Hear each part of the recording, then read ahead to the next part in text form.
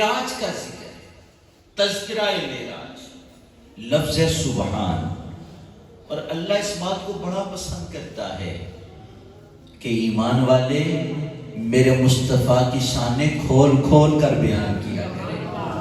اللہ اس بات کو پسند کرتا ہے میرے مصطفیٰ کی عظمت ہو، میرے نبی کی شان ہو، اور ایمان والے بیان کریں، دنیا والے بیان کریں. اب اللہ نے معراج کا ذکر کیا. آغاز ہے لفظ سبحان سے، پاک ہے وہ ذات. یا اللہ معراج تو مصطفیٰ کی بیان کرتا ہے، آغاز اپنے نام سے کر رہا ہے، پاکی اپنے بیان کر رہا ہے. اس کی وجہ کیا ہے؟ اللہ دنیا والوں کے ایک طریقہ بتا رہا ہے.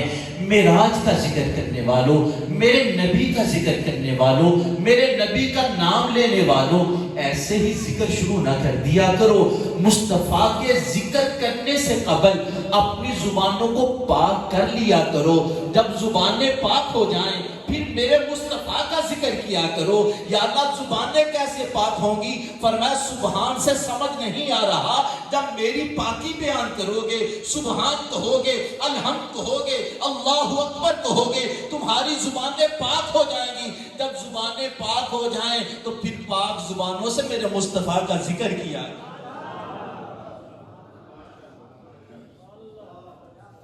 سبحان پاک ہے وہ ذات.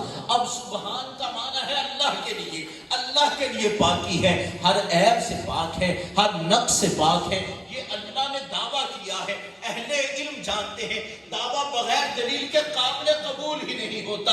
اللہ نے دعویٰ کیا ہے میں پاک ہوں، میرے اندر کوئی نقص نہیں ہے، کوئی عیب نہیں ہے. ایمان والے مانتے بھی ہیں، جانتے بھی ہیں، عقیدہ بھی رکھتے ہیں یا اللہ تو پاک ہے. یہ تو نے دعویٰ کیا ہے، اس دعوے پر دلیل کیا ہے؟ اللہ فرماتا ہے میرا دعویٰ تو یہ ہے میں پاک ہوں. یا اللہ دلیل کیا ہے؟ فرمایا میری پاکی کی دلیل دیکھنا ہو میرے مصطفیٰ کی معراج کو دیکھ کے چلے گا.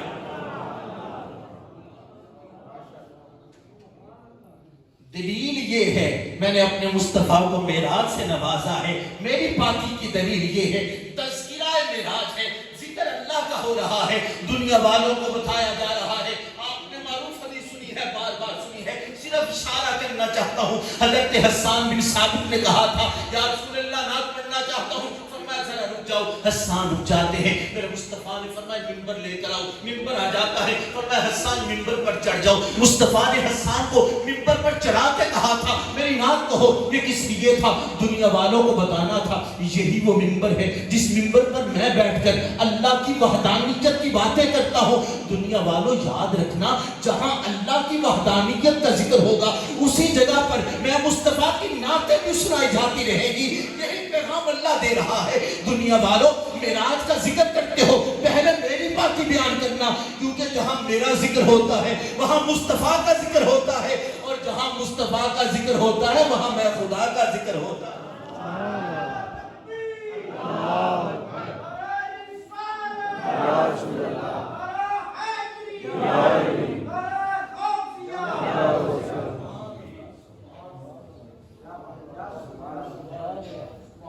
سبحان اللہ پاک ہے وہ ذات. اسرا جس نے سیر کرائی، اسرا کا معنی ہوتا ہے رات کو سیر کرانا.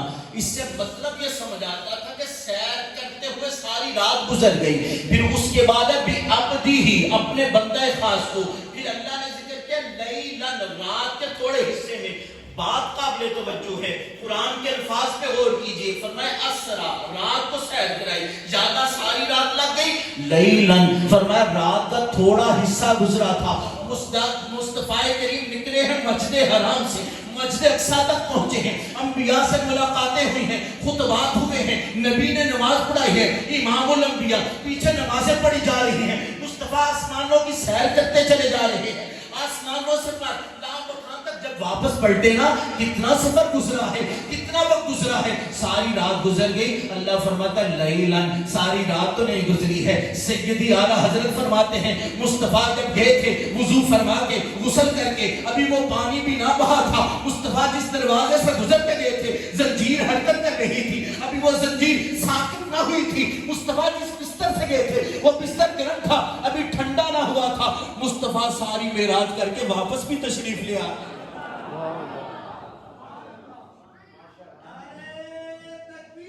اللہ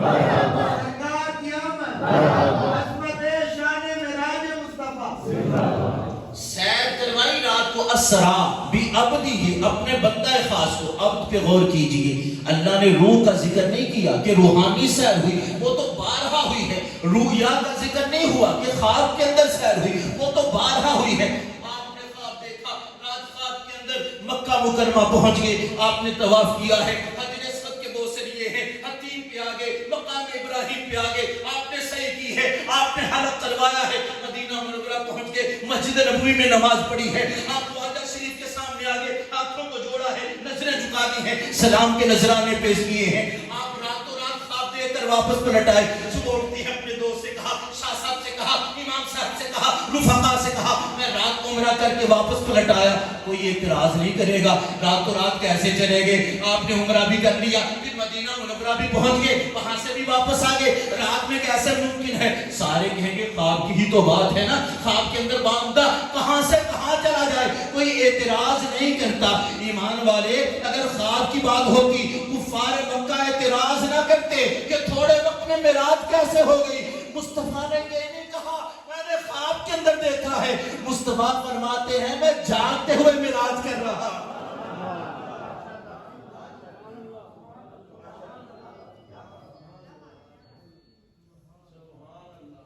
جاگتے ہوئے معراج ہے تبھی تو اعتراض کیا تھا نا ہم نہیں مانتے مصطفیٰ نے پوچھا مانتے کیوں نہیں ہو کہتے کیسے مانے ایک مہینہ تو جانے کو لگتا ہے ایک مہینہ تو واپسی کو لگتا ہے خواب میں کوئی نہیں پوچھتا آپ انگلینڈ چلے گئے امریکہ چلے گئے اتنا سفر راتوں رات میں خواب کے اندر تو کچھ بھی ممکن ہے کہنے لگے نہیں مانتے مصطفیٰ نے بتا کیوں نہیں مانتے کہنے لگے ایک مہینہ مسجد حرام سے مسجد اقصیٰ تک جانے کو لگے ایک مہینہ واپسی کو لگے باقی باتیں تو بات کی صرف سفر میں 2 مہینے خرچ ہو جائیں آپ کہتے ہیں رات کے تھوڑے حصے میں ہم نہیں مانتے پر میں کیسے مانو گے کہنے لگے تب مانیں گے جب بتائیں مسجد اقصیٰ کی نشانیاں کیا ہیں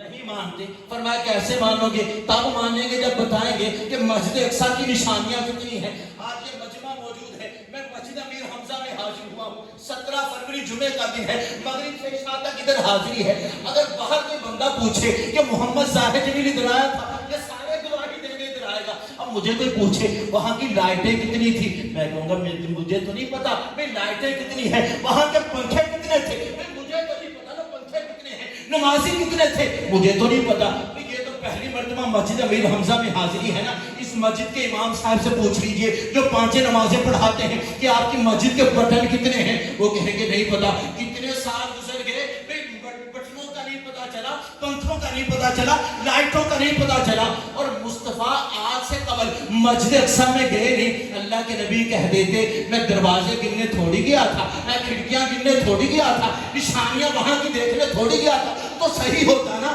کوئی اعتراض نہ کرتا لیکن شان مصطفیٰ جداگانہ ہے کہنے لگے تب مانیں گے جب آپ بتائیں مسجد اقصیٰ کے دروازے کتنے ہیں مصطفیٰ فرماتے میں کھڑا تھا حتیم کے اندر پوچھ رہے تھے بتائیں نشانیاں کیا ہیں فرمایا اللہ نے سارے حجاب دور کر دیے کھڑا تو میں کعبہ کے اندر تھا مسجد اقصیٰ میری آنکھوں کے سامنے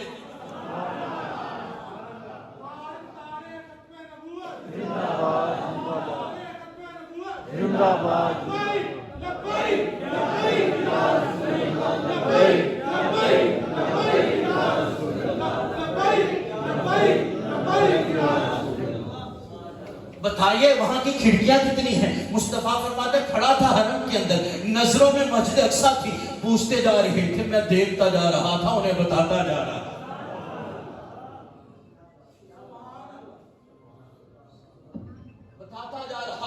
مسجد اقصیٰ پوچھو یہ مسجد اقصیٰ تو 1 مہینے کی مسافت ہے نا سنیے صحیح مسلم کی حدیث ہے میرے مصطفیٰ فرماتے ہیں ان اللہ الزوادی الارض فرأیت مغاربہ بے شک اللہ نے میرے لیے پوری روئے زمین کو لپیٹ کے رکھ دیا ہے زمین لپٹی ہوئی مصطفیٰ کے سامنے ہے فرأیت مشارقہ و مغاربہ میں نے مشرق و مغرب کو دیکھا ہے شمال و جنوب کو دیکھا ہے کائنات کا چپا چپا نگاہ مصطفیٰ کے سامنے ہے ایمان والے عقیدے پہ کمپرومائز نہ کرنا دنیا کے کسی خطے میں ہوتے ہیں مصطفیٰ تمہیں دیکھ بھی رہے ہوتے ہیں تمہارا درود و سلام سن بھی رہے ہوتے ہیں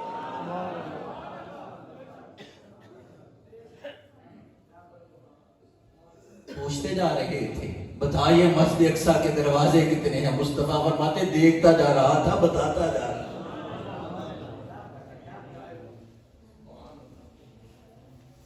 رات کے تھوڑے حصے میں سے مسجد حرام سے مسجد اقصی تک، الذی بارکنا حولہ، وہ مسجد اقصی جس کے حول آس پاس ارد گرد ہم نے برکتیں رکھی ہیں۔ الذی بارکنا حولہ، آس پاس برکتیں تو مسجد کے اندر ہوتی ہیں۔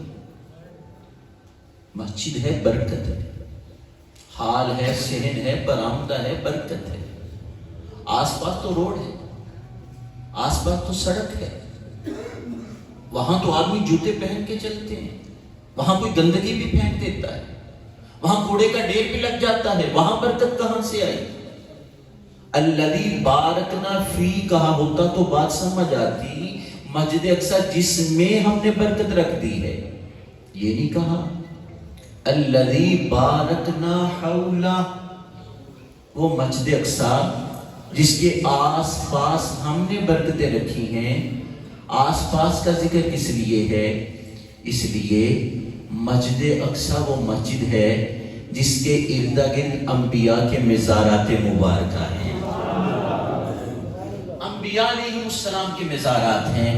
ایمان والو، جہاں انبیاء کے مزار ہوتے ہیں وہاں اللہ برکتیں نازل فرما دیتا ہے۔ مسجد کے اندر برکت میں تو شک کوئی نہیں ہے، ہر مسجد کے اندر برکت ہے۔ مسجد اقصی میں کتنی برکت ہوگی، لیکن آس پاس برکتیں اس لیے ہیں کہ انبیاء کے مزارات وہاں ہیں، وہاں اللہ برکتیں رکھ دیتا ہے۔ ایمان والے، جہاں دیگر انبیاء کے مزار ہوں وہاں اللہ برکتیں نازل کرتا ہے، اور جہاں امام الانبیاء کا روضہ اطہر ہو وہاں اللہ کتنی برکتیں نازل کرتا ہے، وہاں کتنی برکتیں۔ لِنُرِيَهُ مِنْ آیَاتِنَا، یہ معراج کس لیے ہے؟ تاکہ ہم اسے اپنی نشانیوں کا مشاہدہ کروائیں، اپنی نشانیاں دکھانے کے لیے معراج ہے۔ کسی چیز کو دیکھنا ہو تو اجالے میں، لائٹ میں، دکان میں چلے جاتے ہیں نا کپڑا خریدنے کے لیے، روشنی ہوتی ہے اور لائٹیں جلا دی جاتی ہیں، اہتمام ہوتا ہے بھی کپڑے کی شائننگ کا پتہ چل جائے نا، اس کی کوالٹی کیا ہے، اس کی چمک کیا ہے، اس کا تانا بانا کیا ہے، کپڑے کی حقیقت روشنی سے پتہ چلے گی نا۔ کسی چیز کو دیکھنا ہو تو اجالے میں، روشنی میں۔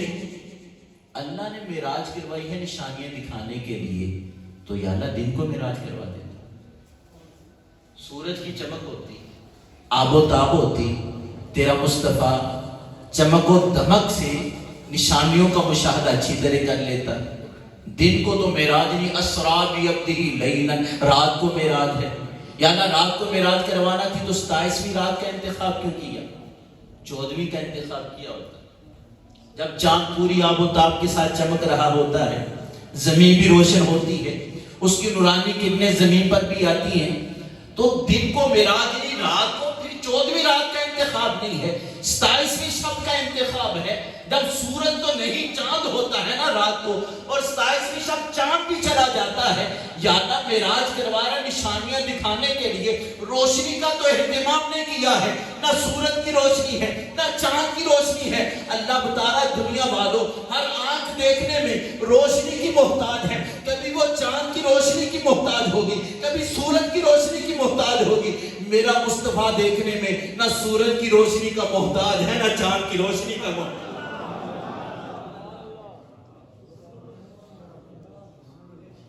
27ویں شب اس لیے ہے، روشنی کوئی نہیں ہے، اور حقیقت یہ ہے کہ سورج اور چاند کو جو روشنی ملی ہے میرے مصطفیٰ کی وجہ سے روشنی ملی۔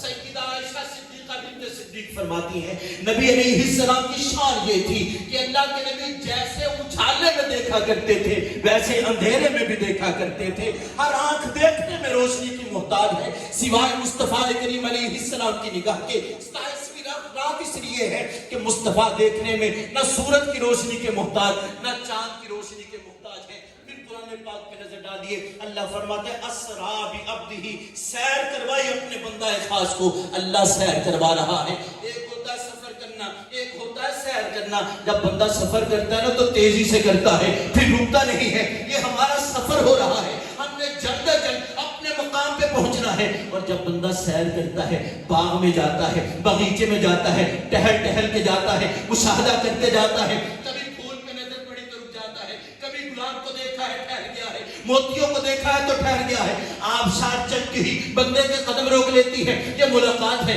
یہ سیر ہو رہی ہے، یہ سیاحت ہو رہی ہے۔ اللہ نے ذکر کیا ہے سیر کا، یہ سیر ہو رہی ہے۔ مصطفیٰ جگہ جگہ ٹھہرتے جا رہے ہیں، انبیاء سے ملاقاتیں کرتے جا رہے ہیں، خطبات ہوتے جا رہے ہیں، محفلیں ہوتے جا رہی ہیں، مشاہدہ ہوتا جا رہا ہے۔ مصطفیٰ سفر کر کے نہیں آئے، سیر کر کے واپس آئے ہیں، سیر کر کے واپس آئے۔ ابھی رات کا تھوڑا حصہ گزرا تھا۔ ایمان والا ایمان سے بتانا، جس نبی کی سیر اتنی تیز ہے اس نبی کا سفر کتنا تیز؟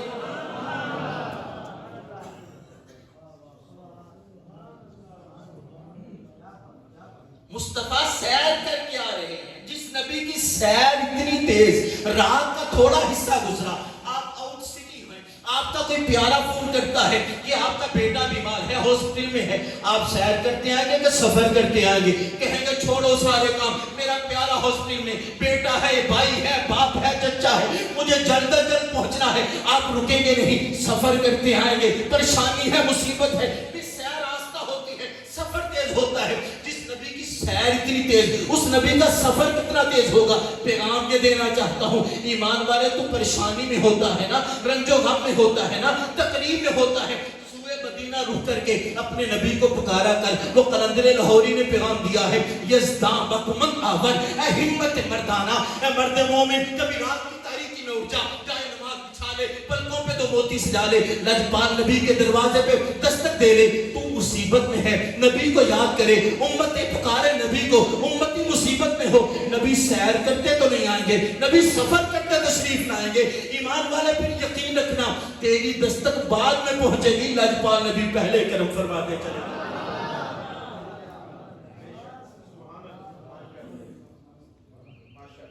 تبارک اللہ، شان تیری تجھی کو زیبا ہے بے نیاز۔ موسیٰ علیہ السلام کو طور پہ آ کے کہیں یا اللہ ملنا ہے، دیدار کرنا ہے، جواب ملتا ہے لن ترانی، موسیٰ تو دیکھ نہیں سکے گا۔ تبارک اللہ، شان تیری تجھی کو زیبا ہے بے نیازی، کہیں تو وہ جوش لن ترانی، کہیں تقاضے وصال۔ اللہ کریم ہماری حاضری اپنی بارگاہ میں قبول فرمائے۔ وہ معنی